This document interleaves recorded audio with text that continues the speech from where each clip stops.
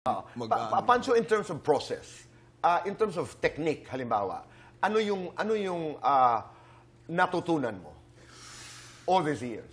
For example, may scene po kami na magkaaway kami. Tatry ko na siguro, tinatry ko po na lalayo sa kanya, yan po yung character ko. Kasi minsan nanghirap po. Alam na, working with Sir Neil. Uy, wow! Siya kasi magaling nang makuha yung character niya. So off-cam pa lamang, naghahanda ka na? Tinitrain ko na po para po ma-distract as much as possible. Less phone kung kaya. Para pagdating po sa scene, at least. Kasi po, kailangan yung kunyari, kailangan ko rin po siyang bigay yung support na yon para matawid na ma-push pa. Yes, ikaw, Neil, ano? Ako, Tito Boy, bukod sa kailangan mong mahalin lang yung trabaho mo, the rest will follow eh. Pero ako, ang main secret ko lang, i-memorize mo yung lines mo.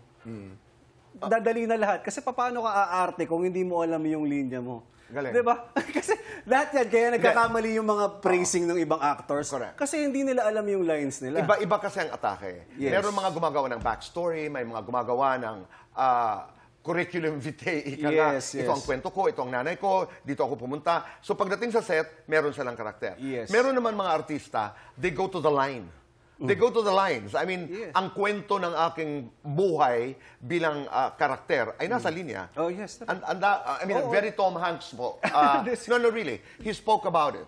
Yes, direct, Tito Boy. Pero sa atin kasi, wala tayong leisure na time na kagaya ng sa Hollywood stars eh. Na meron silang ganung proseso.